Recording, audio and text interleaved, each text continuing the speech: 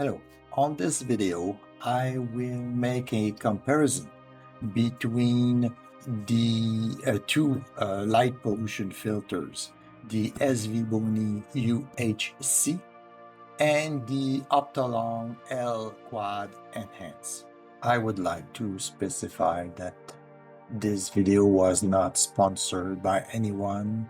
Neither Svbony nor Optolong asked me to do this video. I did it on my own because I do own both of these light reducing or light pollution reducing filters. I usually use the Svbony one. For some reason, when used with the ASIAIR and my C8, the polar alignment are done more smoothly with the Svbony. In order to do so, I will be using 30 minutes of pictures, so 15 exposures of 2 minutes each. For the purpose of this comparison, I will only be using the light images. I will not be using the darks, the flats, and the biases. This will provide us with a kind of a worst case scenario in order to do the comparison. It's going to make it a bit easier. So the first step is to go and identify the appropriate folder, and in this case I'm starting with the Svbony filter. Now that it's identified, I will have the program run its course. So I go choose the script without DBF and run script. Now that this is done, I will run the same thing with the Optolong filter. So you now see the process has been done. We're now going to the Optolong filter to run the same process without DBF. Now, before we go any further, let's have a look at our images from the initial stacking. These are the images from the initial stacking. On the left, we have the Svbony, and on the right, we have the Optolong L-Quad. We already noticed that the colors, the red appears a lot more on the Optolong version, a little bit more details on the Optolong version than what we have on the Svbony side. We will now go through the process in Graxpert. First, we need to load the image, the Svbony one. To start, we're not doing any cropping so that we have the exact same image. We'll do the background extraction. Shouldn't take too long. Then we go through the denoising. This will take some time, so I will fast forward till the end of this process.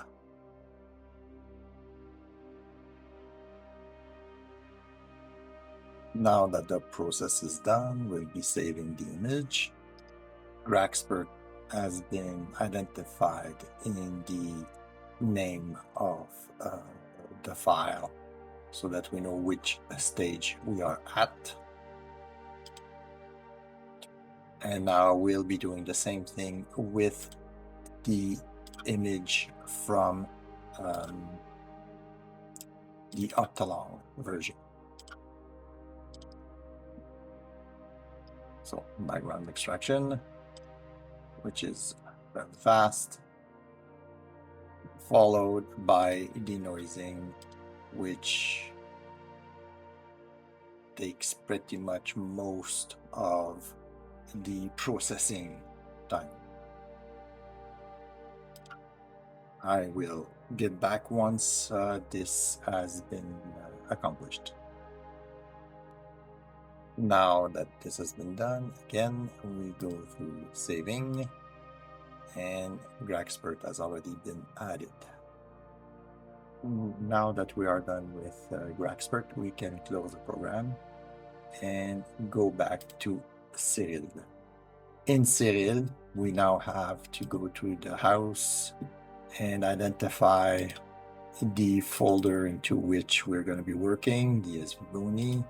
Click open, then we open the file, the Graxpert one, and we are going to have to start working with it. Of course, at this point, it's in the linear form, so we don't see anything.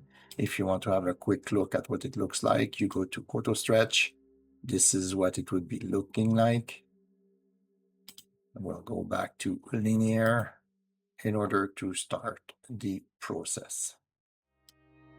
So, in order to proceed with the processing of the image, we go under Tool, we go to Astronomy, we do the image solver, we identify the name of the target. In this case, it is NGC7635. Find. Don't forget to click here. Ensure that the information here is appropriate. Then you click OK. And then it will automatically modify the focal length if there is a need to do so. And now we've identified the target. We continue with we go under image processing, color calibration, photometric color calibration. Click OK. This one is fairly simple, and it's going to do it automatically.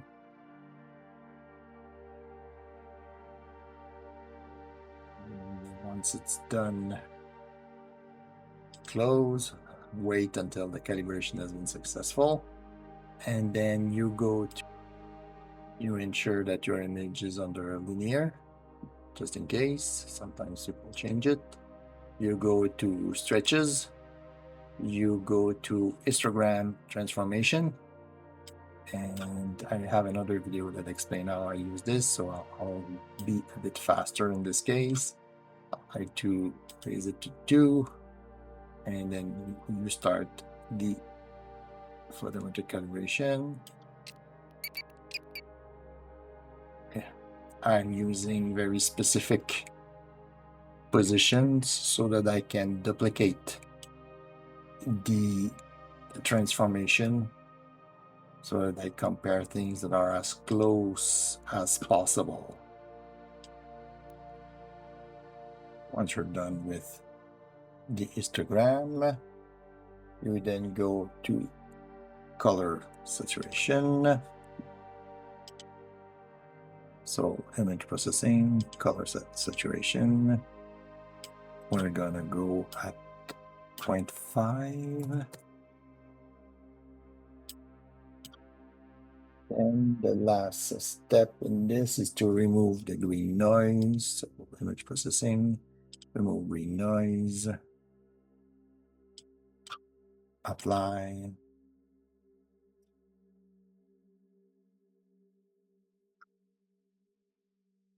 It's done. Now we save here, save file, and we're gonna give it the name. Oops. It's gonna be Siril. Save.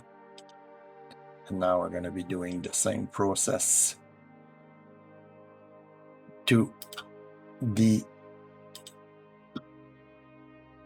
Optolong version.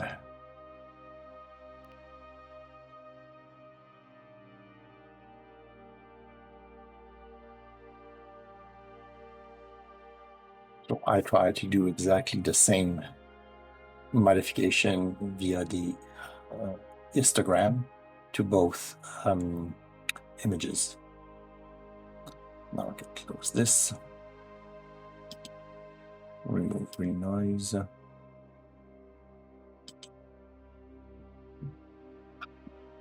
Forgot to do the color saturation, and we did 0.5 anyway.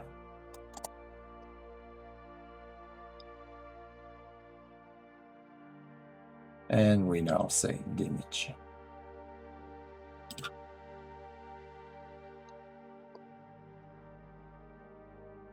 Now on to the last step. You can now close Siril and do the last step by opening our first image. Now the process for this. So the process is filter, enhance, sharpen. Let's see where we can go. Let's see, 4.5.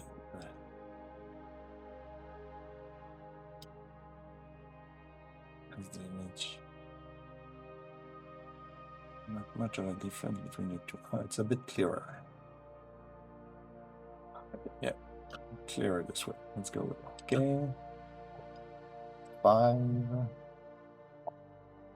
Now color curves. This is where we'll be able to work on these donuts. So we lower the light. Let's come through. Let's see.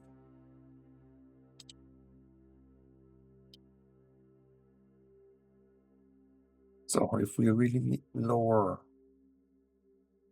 the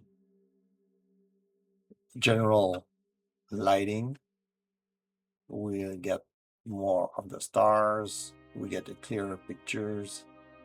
I'll try to remember exactly what was done on the curve to do it again with the other one. So this is what it looks like, and this is the image that we have. So we click OK, and color saturation 0.5 and see what happens.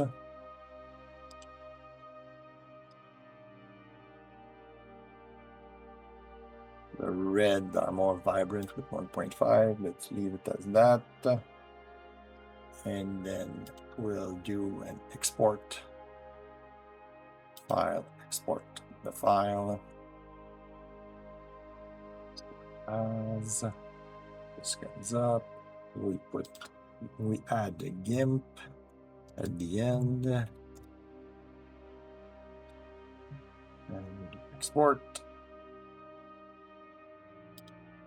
Second window will appear, export again. And I always like to do an export as a JPEG. Then you come down here, you choose the extension, JPEG. This way it's easier to see. Waiting for the second screen to come up. Export. And now we'll do similar work on the other folder image, a filter image. So we'll go to the Optolong, open this one. and we go through the same process.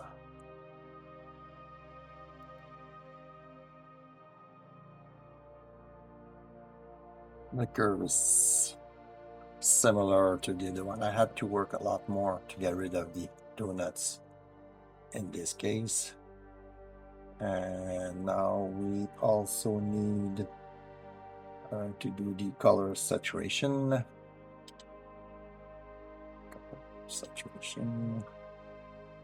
And we have done 1.5.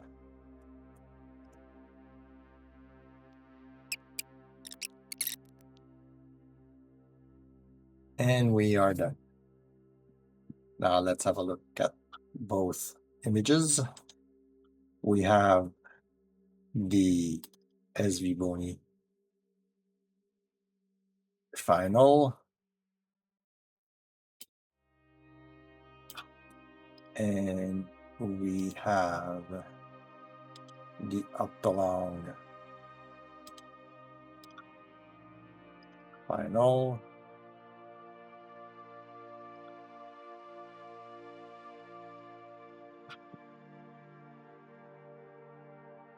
So if we compare the two, the Optolong has a bit more colors. They're more vibrant than the Svbony one. But now the decision is it worth the $200 more to get the Optolong version, or is this satisfying to your taste?